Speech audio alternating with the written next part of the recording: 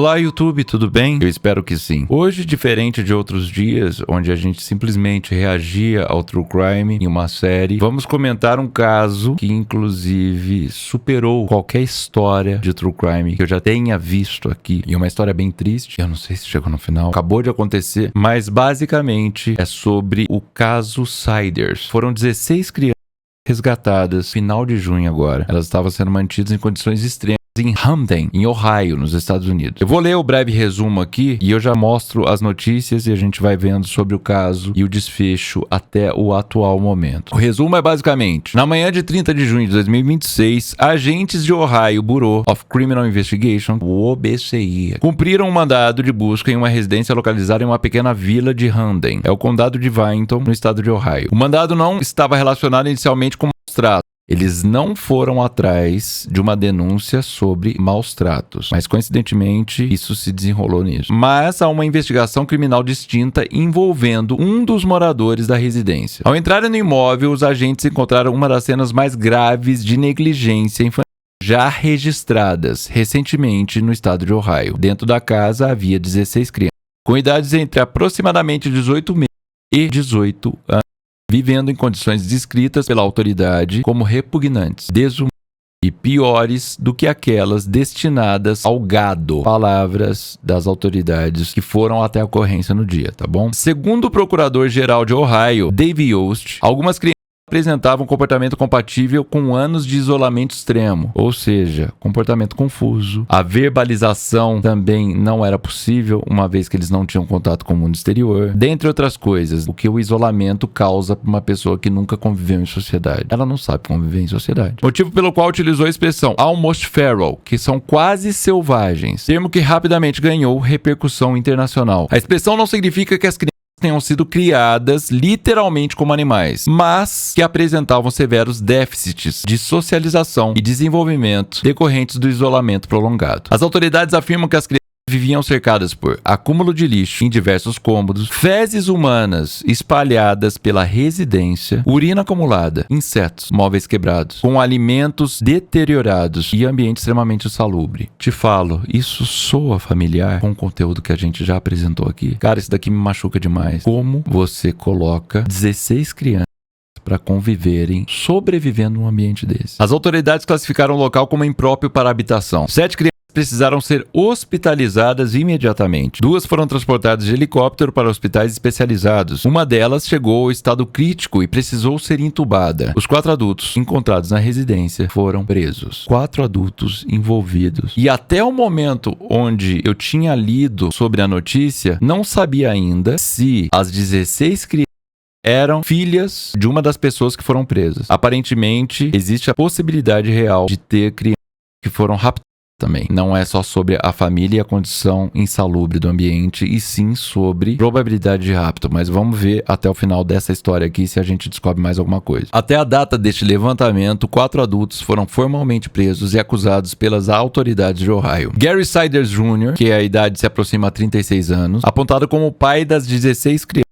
Segundo os registros divulgados pela imprensa americana, Gary Siders também era alvo de uma investigação distinta por supostamente episódio de exposição indecente. É tipo atentado ao pudor, sabe? Você sair aí pelado pra rua. Eu acho que é isso. Ocorrido em maio de 2026. Foi essa investigação que originou o mandado de busca executado em 30 de junho. O Gary Siders Jr. estava sendo investigado por conta disso. Do cara ter ali ficado nu em público ou ter mostrado as partes pra alguém. Pô, não sei o que aconteceu. Não foram as crianças os motivos para os policiais e as autoridades irem até a casa deles, e sim esse incidente que aconteceu. A segunda pessoa investigada que foi presa é Elizabeth Siders, de 33 anos, apontada como mãe das 16 crianças.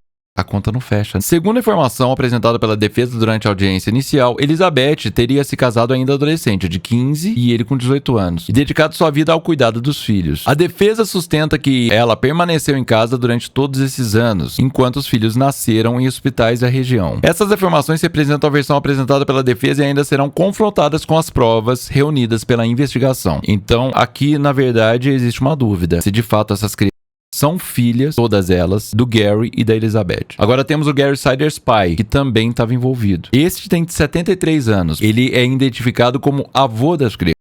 morava na mesma residência e as autoridades ainda não detalharam qual seria a sua participação individual na manutenção das condições da criança. Ou seja, não sabia se ele era responsável ativamente sobre isso ou se ele só era negligente mesmo. Enfim, não se importava com o fato dos netos estarem sendo criados em condições insalubres ali. De qualquer forma, foi junto. A Cristina, que é a Catarina em algumas reportagens, não sei porque tem essa divergência, tem 67 anos. Ela é identificada como a avó das crianças. Também residia na casa. Assim como ocorre com o Gary Sider Sr., a investigação ainda busca estabelecer o grau de responsabilidade individual de cada adulto. Cada um responde inicialmente por 16 acusações de colocar crianças em risco, uma referente a cada menor encontrado na residência. O caso provocou enorme repercussão nos Estados Unidos devido ao grande número de vítimas, ao longo período de isolamento e às inúmeras perguntas ainda sem respostas sobre como uma família com 16 filhos conseguiu permanecer praticamente invisível para o sistema de saúde, educação e assistente social. Aqui levanta uma outra questão, porque se essa família conseguiu esconder 16 crianças sob o teto, esconder que eu digo, esconder as condições no qual eles viviam, porque provavelmente eles foram registrados, nasceram em hospitais. Então havia registro do nascimento dessas crianças. Mas me leva a pergunta, será quantas famílias que não vivem na mesma condição ou em condições piores do que essa, semelhantes ou piores? E o Estado não tem nenhuma ideia do que se passa. O município, o governo, é loucura demais, não, cara? A localização é em Handen, uma pequena vila localizada em Vinton, no estado de Ohio. O quarto onde as crianças permaneciam. Um dos pontos mais chocantes da investigação é o cômodo descrito pelas autoridades. Segundo o procurador-geral de Ohio, aproximadamente 16 crianças permaneciam por longos períodos em um quarto com cerca de 3,5 metros por 3,5. 16 crianças em 3,5 por 3,5? Não cabe. Meu irmão, faz a conta, não bate. Nossa, chega a nausear. Esse espaço, obviamente, era insuficiente para acomodar confortavelmente todas elas. Ainda não foi esclarecido se todas dormiam simultaneamente no mesmo cômodo. Também não foi esclarecido se havia ali um revezamento e como era organizada a rotina diária. Eu acho que não tinha uma rotina. Esses detalhes deverão surgir durante os depoimentos e perícias. Vamos agora para o estado de saúde das crianças. As vítimas tinham aproximadamente entre 18 anos. Embora todos tenham sido retiradas da residência, as condições de saúde variavam. Então você tinha ali 7 crianças que precisavam de internação hospitalar, 2 foram transportadas de helicóptero para hospitais especializados, ou seja, com condições específicas ali de alguma coisa que está acontecendo, e uma chegou em estado crítico e precisou ser intubada. Para uma criança sair da residência e ir em estado crítico para precisar ser intubada, não era só insalubridade do ambiente, era uma negligência generalizada à existência da sua criança. Porque não foi um acidente que aconteceu. Ele saiu e foi entubado. Imagina se demora um dia a mais para chegar alguma coisa assim e para tomarem nota que ali viviam 16 crianças. Essa criança provavelmente não estaria viva. A jovem de 18 anos com deficiência intelectual, segundo as autoridades, não conseguia escrever ou soletrar o próprio nome. Provavelmente é a filha mais velha, porque são crianças de 18 meses a 18 anos. Esse detalhe passou a simbolizar o grau de privação educacional e social ao qual o grupo teria sido submetido. Uma vez que você não tem contato, que você não tem educação, você não tem referências. Só a sua família ali dentro. E se ela, com 18 anos, não tinha o mínimo de desenvolvimento cognitivo, dentre outras coisas, é sinal que a família foi negligente. Eu sei que existe a possibilidade, sim, real dela ter algum tipo de problema neurológico e tudo mais, mas isso daqui, do jeito que está escrito, soa negligência. As primeiras avaliações médicas. Após serem retiradas da residência, todas as crianças passaram por avaliação médica. Os hospitais iniciaram exames para verificar estado nutricional, a presença de infecções, lesões físicas, doenças decorrentes das condições sanitárias e atrasos no desenvolvimento. Também foram acionadas equipes de psicologia, psiquiatria infantil e assistência social. As autoridades afirmam que o processo de recuperação poderá durar anos, especialmente em razão de possíveis impactos psicológicos de isolamento prolongado. Esse trauma aqui não é só você, por exemplo, alimentar essas crianças, darem um lar, um teto e alguma coisa do tipo. Você tem que saber que essas crianças não foram apresentadas para ter uma vida normal. Então, elas conviverem em sociedade é um problema para elas mesmas. Nesse momento, precisa de acompanhamento psicológico, precisa de terapeutas, precisam de gente especializada para poder aí desenrolar, desatar esse nó. E não é uma coisa simples. Imagina quanta coisa que não tá por baixo e que ainda não foi descoberto. As declarações das autoridades. Durante as entrevistas coletivas realizadas após o resgate, diversas autoridades classificaram o caso como um dos mais graves de sua suas carreiras. O procurador-geral de Ohio afirmou que aquela era uma situação que dificilmente seria esquecida pelos investigadores envolvidos. Em outra declaração, utilizou a expressão quase selvagens para descrever o nível de isolamento reservado em algumas crianças. A expressão gerou repercussão internacional, mas foi empregada para enfatizar o comprometimento de socialização e não para sugerir que as vítimas tivessem sido literalmente criadas como animais. Peraí, 16 crianças em um quarto de 3,5 por 3,5, pra mim é isso. Elas foram criadas como animais. Pior, tá? A retirada das crianças. Após a avaliação inicial, todas as vítimas foram colocadas sob proteção do estado de Ohio. As autoridades determinaram acolhimento emergencial, acolhimento psicológico, exames médicos complementares e avaliações individuais das necessidades de cada criança. Por questões de proteção às vítimas, o Estado não divulgou onde elas foram acolhidas, nem forneceu informações individualizadas sobre a evolução clínica. Vamos agora para as acusações criminais até o momento aqui. Cada um dos 4 investigados respondem inicialmente por 16 acusações de child endangerment, que é colocar crianças em situações de risco, uma para cada menor encontrado na residência. Segundo a promotoria, os crimes foram classificados em grau elevado devido à alegação de negligência que teria então causado grave dano físico às vítimas. Inclusive estavam falando sobre possibilidade dessas crianças terem sido abusadas também sexualmente falando. Não é só a negligência, não é só o abuso psicológico, o buraco é mais embaixo. Além dessas acusações, Gary Sider Jr. continua respondendo procedimento separado relacionado à exposição indecente. Até o momento da elaboração deste dossiê, todos os 4 acusados se declararam inocentes. E cara de pau, inocente. Cada um teve a fiança fixada em $300 mil. Eu imagino que pela condição que eles viviam, eles não têm isso. E o juiz determinou que eles não mantenham contato com as vítimas e impôs restrição de contato entre os próprios acusados durante a fase de investigação. As autoridades informam que novas acusações poderão ser apresentadas caso a investigação identifique outros crimes. A posição da defesa deles acusa o seguinte: a imprensa estaria divulgando apenas a versão da promotoria, mas diante de um fato desse, das fotos que vocês vão ver agora, vocês vão falar que a imprensa não precisa criar narrativa. Os 4 investigados ainda não foram julgados e diversos fatos precisarão ser analisados em audiência. A defesa também sustenta que todas as crianças nasceram em hospitais. A família nunca tentou ocultar os nascimentos e o casal vivia de forma isolada, mas isso por si só não constitui prova de abuso. Cara, que tristeza. Essas alegações ainda dependem de apresentações de documentos e da produção de provas no processo. Até o momento, a elaboração dessa pesquisa do caso Sider é considerado um dos episódios mais graves de negligência infantil já registrado em Ohio. A gente está falando aqui de 2026. Estamos falando do mês de junho. Estamos falando de uma semana atrás. A combinação de isolamento prolongado, condições sanitárias extremas, possível privação educacional e ausência de contato consistente com instituições públicas levanta a questão profunda sobre proteção à infância, fiscalização estatal e a capacidade de identificar famílias vivendo completamente à margem do sistema de saúde e educação. Foi uma coisa que eu sempre falei no Vivendo com o Inimigo, inclusive. Como as pessoas conseguiam ocultar por tanto tempo essa negligência, esse abuso infantil. E não foi 1, não foi 2, não foi 3 episódios, foram vários episódios assim. A ponto da assistência social bater na porta da pessoa, entrar lá e não identificar absolutamente nada. Cara, é uma coisa muito revoltante. Por isso que eu tô falando, se esse caso com 16 crianças em um cômodo de 3,5 por 3,5 veio à tona só agora, 18 anos depois, imagina quantas famílias, quantas crianças estão precisando de ajuda nesse momento. É revoltante demais isso. Ao mesmo tempo, é importante distinguir entre os fatos já confirmados. Os pontos ainda estão em investigação. A acusação apresentou um quadro extremamente grave, mas o processo judicial está apenas começando. Então essa história vai longe. Papo de meses, se não anos aqui. Novos laudos, documentos, depoimentos e audiência poderão confirmar, complementar ou revisar partes de informação atualmente disponíveis. Um dossiê responsável deve acompanhar essa evolução e ser atualizado conforme surgirem novas evidências. Chega de textinho. Vamos ver agora e entender a dimensão do que rolou aqui, tá? Pessoal, essa reportagem que eu vou colocar aqui é da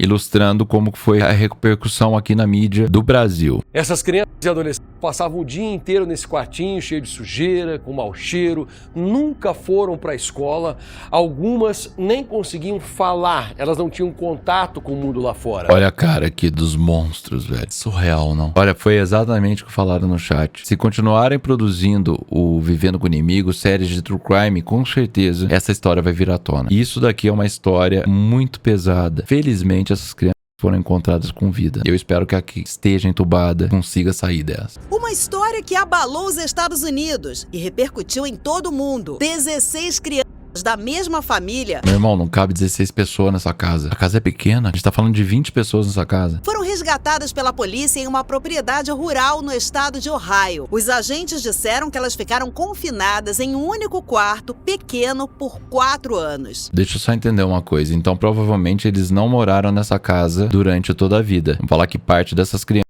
conviveram em outra casa também, porque aqui a gente tá falando dos últimos 4 anos. Os agentes cumpriam um mandado de busca de violência doméstica e negligência infantil. Quando bateram na porta da casa, ficaram impressionados com o que viram. Peraí, não tá batendo a versão das histórias aqui. No documento que eu li, dizia que os agentes cumpriam um mandado com o Gary Siders Jr., né, que é o filho, e é o pai das crianças, é o filho do Gary Siders pai ali, por importunação sexual. Provavelmente aí, sei lá, o cara saiu peladão, assediou alguém, não sei, cara. Os meninos e as meninas tinham idades entre 1 ano e meio e 18 anos.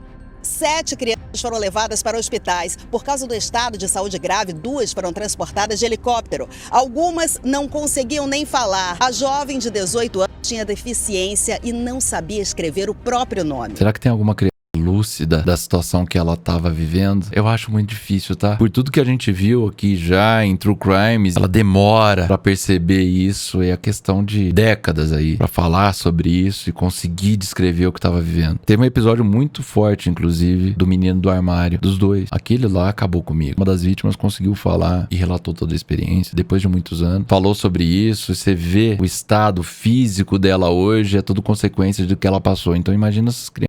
Elas revelaram que não frequentavam a escola e não tinham contato com outras pessoas. Elas revelaram. Então, sim, boa parte das crianças deveriam verbalizar e ter consciência do que está acontecendo. Os menores viviam sob a responsabilidade dos pais e dos avós. Os 4 foram presos. Você olha pra cara de um caboclo desse, de verdade, você consegue ver algum tipo de lucidez aqui nessa foto? Tudo bem, esse senhor aqui tá senil, não dá pra sacar o cara que é, mas até ele mesmo tá em condições insalubres aqui. Ela também, olhar meio perdido. A mãe, assustadora. Parece que perderam a noção da realidade. Os investigadores disseram que nenhum outro familiar sabia da existência das crianças. Isso daqui é impressionante, velho. Eles não se reuniam nunca, então. Não recebia visita nem nada do tipo. A família não deveria estar nem no estado de Ohio, inclusive. É quase além da compreensão que esse tipo de coisa pode acontecer em nosso país. Numa casa, nas mãos de pessoas que deveriam cuidar dessas crianças. Eu faço essa pergunta toda vez que eu assisto alguma coisa assim. Isso deveria ser o curso natural da vida. Você ter pais responsáveis e tudo mais. Mas infelizmente, de tempos em tempos, isso daqui se torna cada vez mais comum. O caso reacendeu o debate sobre a proteção à infância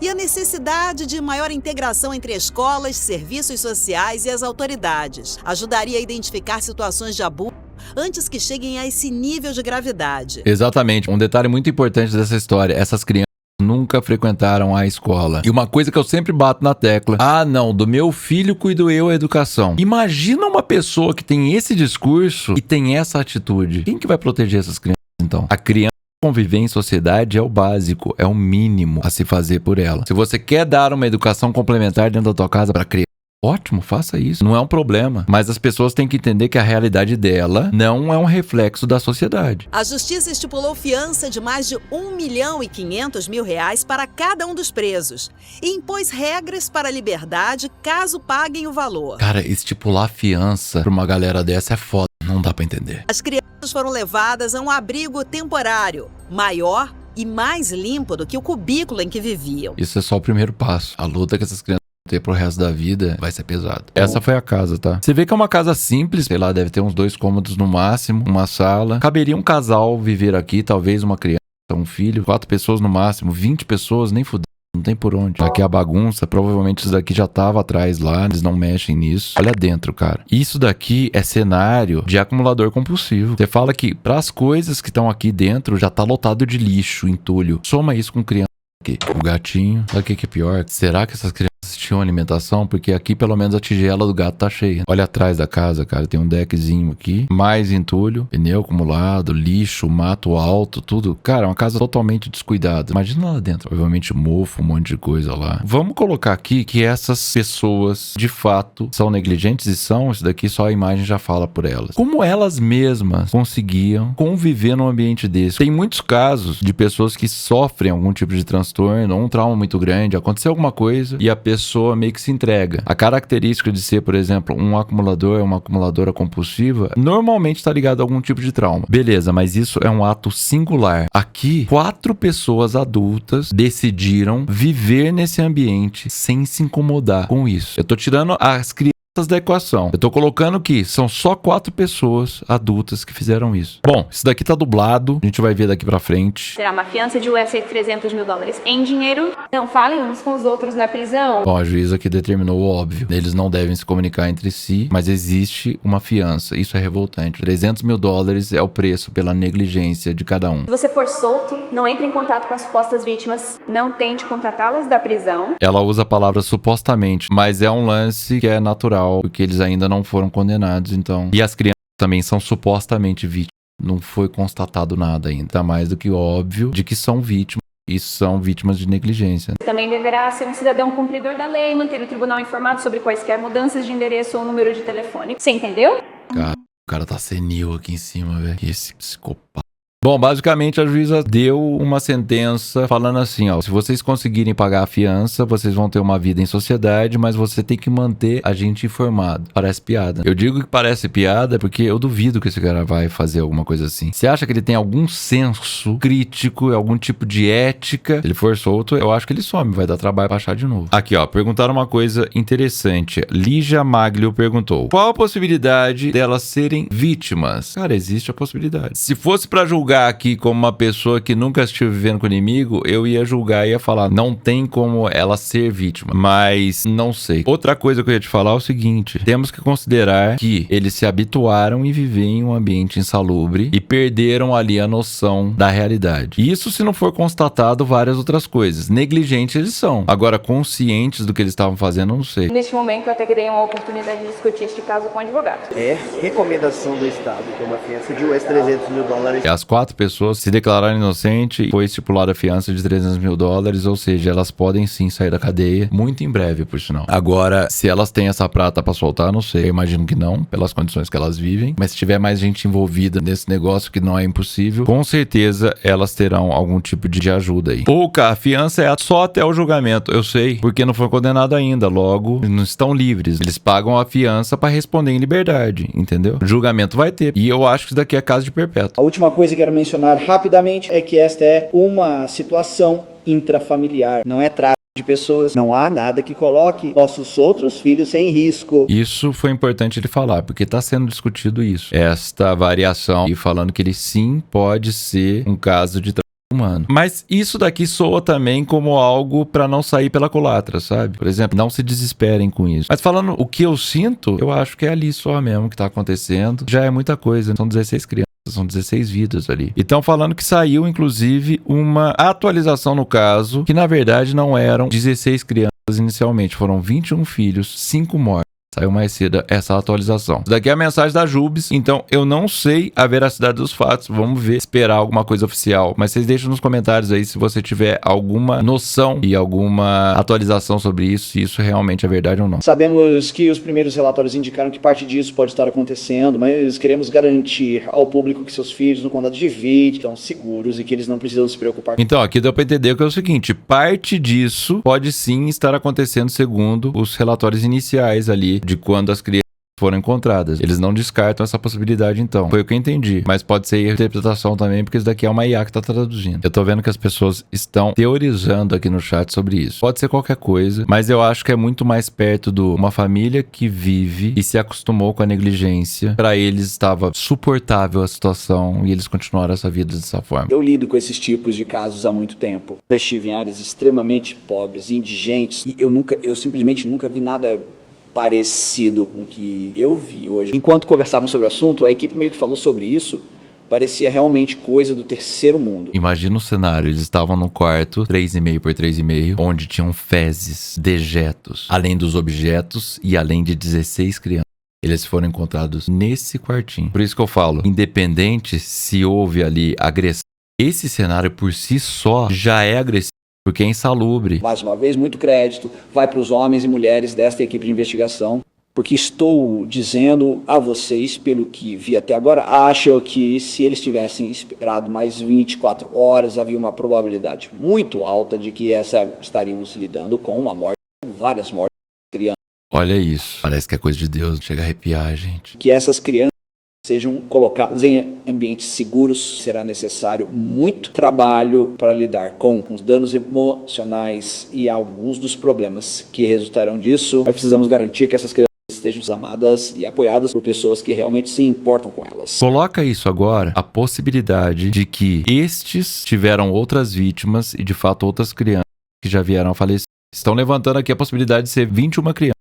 Então, assim, 5 já vieram a falecer nesse meio tempo. O que me faz ainda ficar ainda mais impressionado com esse número, porque essa mulher tem 32 anos, 30 e poucos anos, não sei quantos que ela tem. Como que você tem 21 filhos? E o que me leva a pensar em outra coisa também. Eles ocultaram os cadáveres. Se aconteceu isso mesmo, foi ocultado. O pessoal não tem que falar desse caso. É muito recente. O que já foi descoberto e que é pouca coisa, já assusta. Esse negócio aqui vai longe. Eu acho que a gente vai ouvir falar sobre esse caso durante muito e muito tempo. Isso daqui é um episódio clássico de Vivendo com o Inimigo. Coitada dessas crianças nascer numa família assim. Eu espero que não se descubra atrocidades maiores do que essas que já foram aterrorizantes. Pessoal, agora vamos ler um relato com o inimigo. Os relatos continuam, tá bom? Então, se você tem alguma história pra contar, pra passar aqui pra gente, relatando e alertando as pessoas sobre os sinais que aparecem sobre abuso doméstico, sobre qualquer coisa que você tenha passado, trauma que você tenha sofrido e queira alertar as pessoas para que percebam os sinais, escreva para relatoscominimigo@gmail.com. A sua identidade não será revelada, você não precisa escrever nomes nem nada do tipo. O que importa nessa história é de fato o seu relato, a mensagem que isso passa. Relato de hoje é número 39, a minha mãe. Oi, Oka, oi chat, tudo bem? Desejo que seja anônimo. Eu vim aqui contar a minha história porque é algo que eu não aguentava mais segurar. Nunca tive lembranças boas da minha infância, principalmente as partes que minha mãe estava junto. Minha mãe engravidou de mim quando ela era muito nova e minha avó materna expulsou ela de casa. Então ela veio morar com o meu pai, que também era novo e morava com a mãe. Aqui a gente vê uma coisa muito familiar e clássica. Você tem uma família negligente, uma família abusiva, um lar desestruturado, você quer sair dessa casa o quanto antes. Daí você sai e se junta com uma pessoa que pode ser ou não ser uma pessoa boa. Depois de grande, por volta de 4 ou 5 anos, começaram as agressões. Minha mãe me bateu por respirar um pouco mais alto perto dela ou por estar fazendo barulho brincando com as bonecas. Absurdo, uma criança de 4, 5 anos, como que vai conter a felicidade, a alegria de estar brincando, de fazer alguma coisa? No começo era apenas os tapinhos na bunda, uns beliscões, mas conforme foi passando, ela percebeu que podia me bater mais forte e com coisas diferentes. Na época, meu pai não era presente. Ele vivia saindo para jogar bola e passava dias fora de casa. Algo que depois de grande eu entenderia o motivo. Olha que cenário clássico se repetindo aqui também. Porque aqui dá a entender que a mãe passou algum tipo de perrengue com a avó. Ou senão ela era terrível o suficiente da avó perceber e expulsar ela de casa. Pode ser uma coisa ou outra, mas com certeza é uma das duas coisas. Então, sem meu pai presente e uma mãe viciada em ver sofrimento sua filha, eu fui crescendo. Chegou a um ponto que por qualquer motivo ela me queimou com a chapinha ou pegava fios de telefone e me batia. Que isso? A chapinha, ela deixa marca. Eu digo isso porque a minha mãe, ela foi cabeleireira por muito tempo. E assim, vez ou outra, ela encostou a chapinha aqui e fica uma marca de fazer isso propositalmente. Que dó. Depois de um tempo, minha mãe se interessou muito por casos criminais. Me lembro de ficar sentado na cadeira vendo a TV, corpo sendo desmembrado, pessoas cometendo suicídio. Enquanto eu via, começavam as ameaças. Olha pra frente, viu? Se você não me respeitar, eu vou fazer isso com você. Cara, pior que a pessoa fala isso, é confrontada em relação ao que ela fala, ela acha natural. Não, eu falava de brincadeirinha, nada a ver. Isso marca a pessoa, marca a criança de uma forma. O medo não tem a ver com respeito. Isso daqui é bem diferente. No começo era assustador, eu me tremia e começava a chorar, mas depois aquilo virou rotina e eu não sentia mais nada. Minha mãe sempre foi uma pessoa vaidosa, sempre falava que eu estraguei o corpo dela. Clássico de mãe narcisista aqui também. Jogar a culpa na filha, no filho, sobre o corpo que mudou e alguma coisa. Ah, é culpa tua, você nasceu. Culpa tua, você transou. Que eu era um motivo que meu pai não olhava mais pra ela e eu sempre levei isso como verdade, sabe? Eu não duvido que você se culpava, inclusive. Uma criança não sabe lidar com tudo aquilo, concordo. A relação dela com meu pai era muito complicada. Todos os dias eles brigavam. Gritava na sacada que ele havia traído ela, que ele tinha outra família, batia nele, tacava qualquer coisa nele e assim eu levei isso também como verdade. Nossa, ela comprou toda essa história da mãe dela, porque eu acho que ela via e pensava, poxa, se minha mãe tá batendo